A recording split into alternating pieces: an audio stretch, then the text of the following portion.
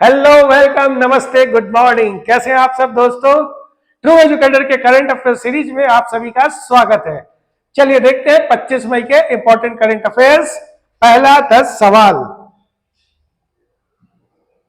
आज का पहला सवाल है, एशिया का एएफसी महिला एशिया कप 2026 किस देश में आयोजित होगा?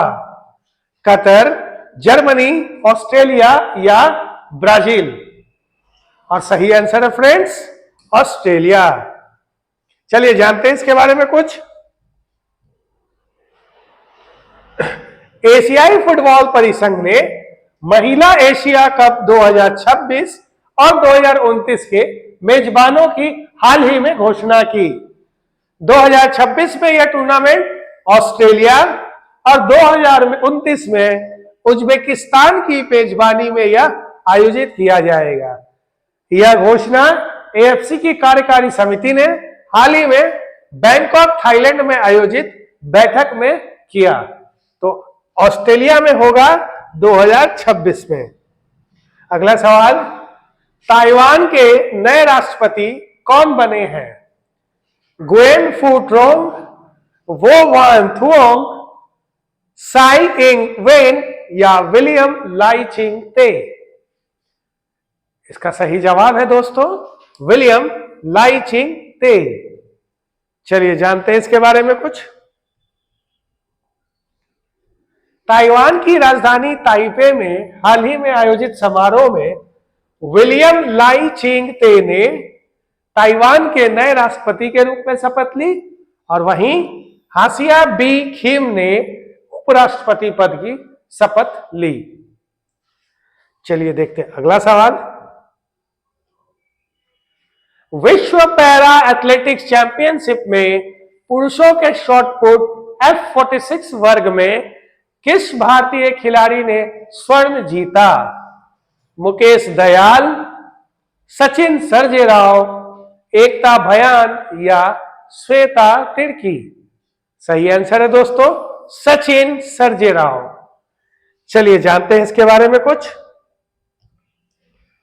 भारत के सचिन सर्जेराव ने विश्व पैरा एथलेटिक्स चैंपियनशिप में शॉटपुट के F46 वर्ग में एशियाई रिकॉर्ड के साथ स्वर्ण पदक जीता। पैरा एथलेटिक्स में F46 उन लोगों के लिए है जिनकी एक या दोनों भुजा मामूली रूप से प्रभावित होती है या जिनके हाथ पैर नहीं होते हैं। इसी प्रतियोगिता में इससे पहले सुमित अंतिल, थंगावेलु मरियप्पन और एकता भयान ने भी स्वर्ण पदक जीता है। चलिए देखते हैं अगला सवाल।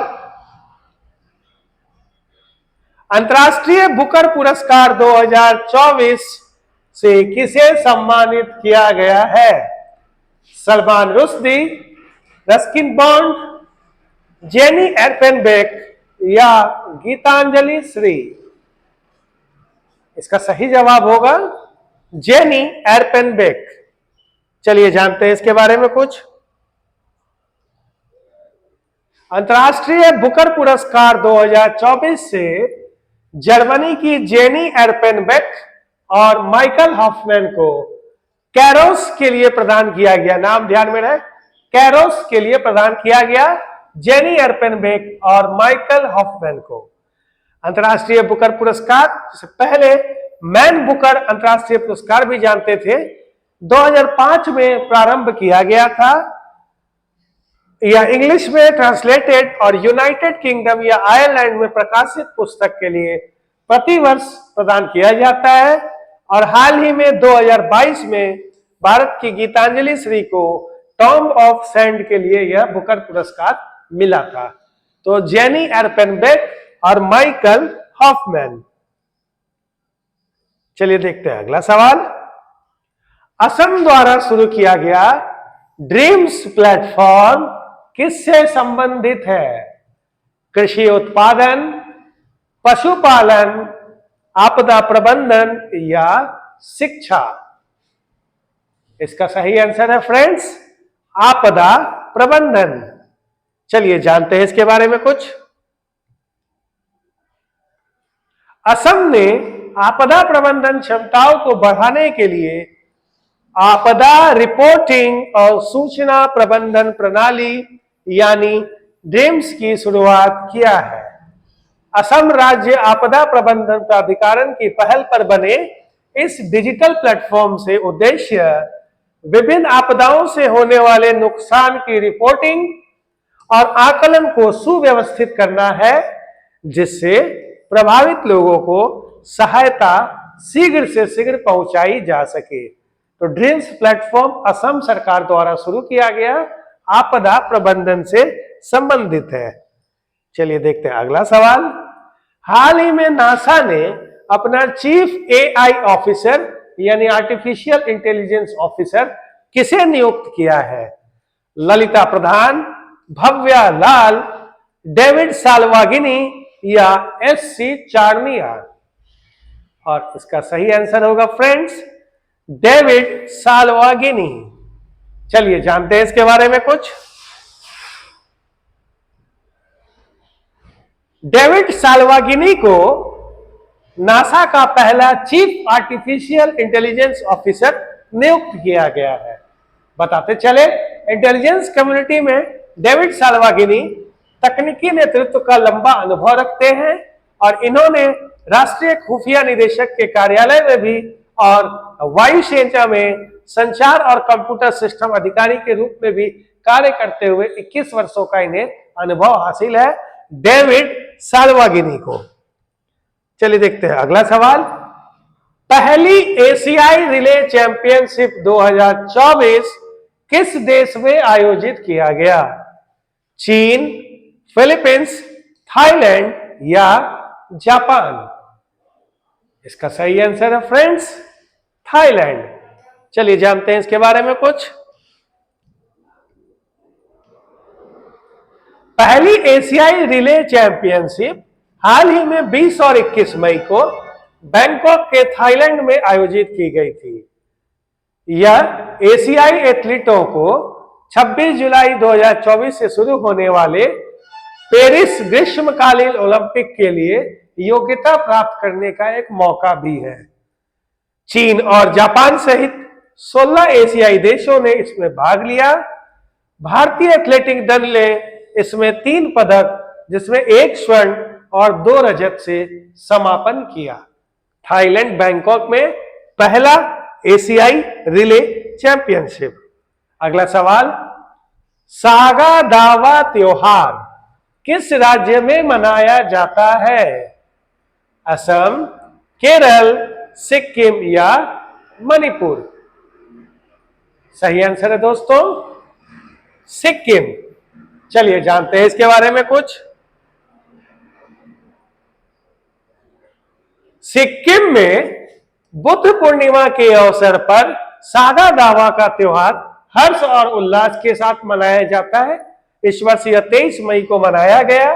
इस दिन दुनिया भर के बौद्ध धर्म के अनुयायी बुद्ध पूर्णिमा मनाते हैं, जो सिद्धार्थ गौतम के भगवान बुद्ध के रूप में ज्ञान प्राप्त करने का प्रतीक है। सागा दावा को ट्रिपल ब्लेस्ड फेस्टिवल के नाम से भी जाना जाता है। हर साल तिब्बती बौद्ध कैलेंडर के चौथे महीने के 15वें दिन यह त्योहार मनाते हैं। तिब्बती भाषा में सागा का मतलब चौथा और दावा का मतलब महीना होता है।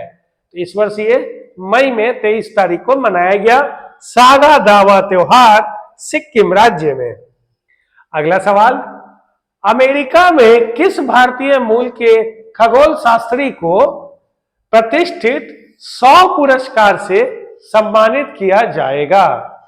कार्तिक दुरईराजन, मुरली श्रीकांत, श्रीनिवास कुलकर्णी या शैलेश भारद्वाज? और सही आंसर है दोस्तों श्रीनिवास कुलकर्णी। चलिए जानते हैं इनके बारे में कुछ। अमेरिका में भारतीय मूल के खगोल शास्त्री प्रोफेसर श्रीनिवास आर कुलकर्णी को प्रतिष्ठित 100 पुरस्कार से सम्मानित किया जाएगा। प्रोफेसर कुलकर्णी ने मिलीसेकेंड पल्सर, गामा किरण विस्फोट, सुपरनोवा और अन्य खगोलीय पिंडों की खोज की है और इस मामले में अध्ययन और काफी लंबा रिसर्च भी किया है। Srinivas R Kulkarni California Institute of Technology में भौतिकी, गणित और खगोल विज्ञान विभाग के प्रोफेसर हैं। इनके अलावा अमेरिका के वैज्ञानिक सुई ले थिन और स्टुअर्ट ऑर्किन को जीव विज्ञान और चिकित्सा के क्षेत्र में, वैज्ञानिक पीटर सरनाक को गणितीय विज्ञान के क्षेत्र में शॉ पुरस्कार से सम्मानित किया जाएगा। शॉ पुरस्कार खगोल विज्ञान, जीव विज्ञान, चिकित्सा और गणितीय विज्ञान के क्षेत्र में अभूतपूर्व खोज और योगदान के लिए दिया जाता है। तो चलिए दोस्तों, आज का इसी के साथ देखते हैं अंतिम सवाल। अंतर्राष्ट्रीय सौर गठबंधन इंटरनेशनल सोलर अलायंस का 99 सदस्य कौन सा देश बना है? स्पेन, जर्मनी, ऑस्ट्रेलिया या ब्राजील? सही आंसर है फ्रेंड्स स्पेन। चलिए जानते हैं इसके बारे में कुछ। स्पेन इंटरनेशनल सोलर अलायंस यानी ISA अंतर्राष्ट्रीय सौर गठबंधन का 99 सदस्य बना है। हाल ही में नई दिल्ली में डिपॉजिटरी के प्रमुख और विदेश मंत्रालय के संयुक्त सचिव के साथ स्पेन के राजदूत जोस मारिया रिदाओ डोमिंग की बैठक के दौरान समर्थन के कागज स्पेन द्वारा सौंपे गए। बताते चले, भारत और फ्रांस ने COP21 यानी कॉन्फ्रेंस ऑफ पार्टीज 21 के दौरान संयुक्त रूप से अंतर्राष्ट्रीय सौर गठबंधन की शुरुआत की थी। इसका उद्देश्य सौर ऊर्जा के तेज और बड़े पैमाने पर उपयोग के माध्यम से पेरिस जलवायु समझौते के कार्यान्वयन में योगदान करना है। तो इंटरनेशनल सोलर अलायंस भारत और फ्रांस के द्वारा इसका शुरुआत किया गया था और स्पेन बना है 99 सदस्य। तो दोस्तों, ये थे आज के महत्वपूर्ण 10 सवाल। आशा है आपको आपके सारे एग्जाम्स में काफी उपयोगी साबित होंगे। तो जाते जाते आपके लिए महत्वपूर्ण सूचना, द ऑफिसर्स एकेडमी का एकलव्य अभ्यास केंद्र बन चुका है। हमारा ट्रू एजुकेटर हाजीपुर सेंटर सारे एग्जाम्स स्पेशली सीटेट और बीपीएससी तैयारी के मॉक टेस्ट कंडक्ट करवाए जा रहे हैं। तो जल्द से जल्द जुड़कर अपने एग्जाम के लिए अच्छे से अच्छे स्कोर टेस्ट करने के लिए हमसे जुड़िए और सही टाइम पर अपना सिलेक्शन प्राप्त कीजिए। वीडियो पसंद आई हो तो लाइक, कमेंट और सब्सक्राइब जरूर करें। Thank you, take care.